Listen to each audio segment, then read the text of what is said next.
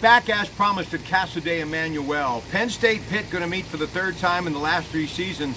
Saturday, 8 o'clock, Heinz Field, Pitt IMG Sports, 93.7 The Fan. Nittany Lions and Panthers hadn't played until 2016, the Panthers win at Heinz Field 42-39.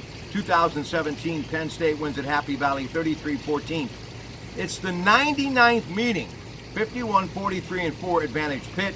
A rivalry, you bet, and a guy who knows a little bit about rivalries and Penn State tradition. He is, my friend, longtime NFL player, Hopewell graduate, Paul Lesney. Paul, welcome. It's nice to have you here tonight. And this is truly one of the best rivalries in college football. Oh, there's no doubt about it. There's so many classic games and great players that have played on both sides of the football for Pitt and Penn State. And this is one of those games that they should always play this game.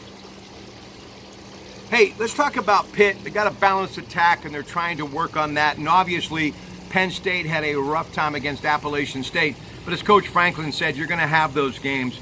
When you think balanced attack and you've got a sophomore quarterback who's been thrust into the spotlight, how do you as a coach really make this young man understand, forget about lack of experience and where you came from and who you were, because now you've got to live in the moment. How do you make a young quarterback who really has just been thrust into the spotlight and is going to be taking on number 10 Penn State to be able to really keep his eye on the prize and try to stay as balanced as possible? I mean, I don't even know how he's going to sleep the night before this game, let alone stay balanced. Your thoughts on the young quarterback for Pitt, Kenny Pickett? I mean, that's definitely a tough situation for any player, but especially the quarterback because of how much pressure is put on him.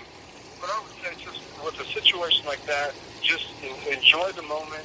Realize that you're doing this with the help of your teammates, and you put in a lot of dedication and hard work and effort towards this, and enjoy it. And then when it's time to go out and play on Saturday night, just go out and have confidence and play.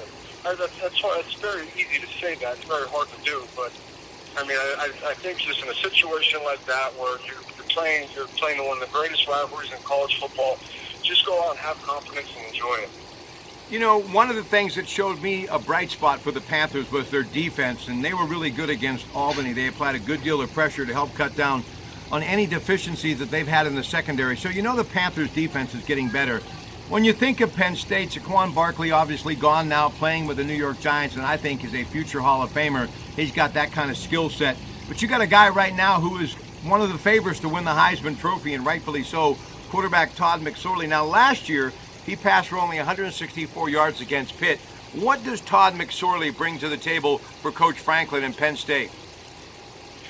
When you watch him play, you see an unbelievable competitor, someone that obviously loves the game, highly aggressive at the quarterback position. You see him run and make plays with his feet. So he's exciting to watch because he can do a lot of different things. He's obviously very athletic and he moves really well.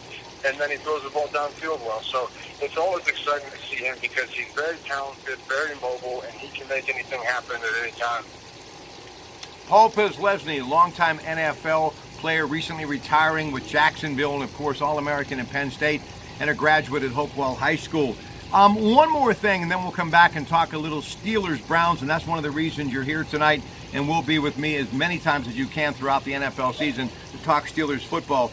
What about Coach Franklin? What have been the intangibles for him to really, have turned this program around? I mean, it's an incredible story when you think of where they were and where they are now. I mean, this is one that's going to be talked about in college football history for years to come, no matter really what he does from here on out. It's been remarkable for him. What do you think is the reason he's had such success at Penn State? One thing I know, he loves to grind, and he works very hard at making the Nittany Lions successful. And whenever I talk to people about Coach Franklin and what he brings to the table, everybody always says they talk about his charisma, his energy, his excitement for the program. It's obvious that he loves Penn State and Penn State football, and that he's willing to give everything he has and do everything possible to get the best kids in the country to go there so that Penn State can have success. And, I mean, it's shown in the several years that he's been there. He walked into a very difficult situation and has had a lot of success. So, I mean, you have to give him a ton of credit for what he's been able to do. But just his passion for the school, his passion for Penn State football, and he's able to communicate that to young players and their families and get guys to come to Penn State and play incredibly hard for him. Listen, I've told this story many times and I'm going to tell it again. My children, while attending St. John the Baptist in Monaca, played basketball. And a number of the games that they played were at Our Lady of Fatima in Hopewell.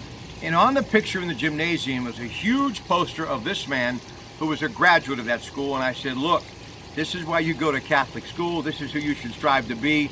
And I know my buddy Tom Bradley, now with the Steelers, of course, many years defensive coordinator with Penn State. We're just so proud of you and everything that you've done. And as I was telling Louie and Jamie earlier, how fortunate I am to be able to have these conversations with you, and especially talking Pitt, Penn State.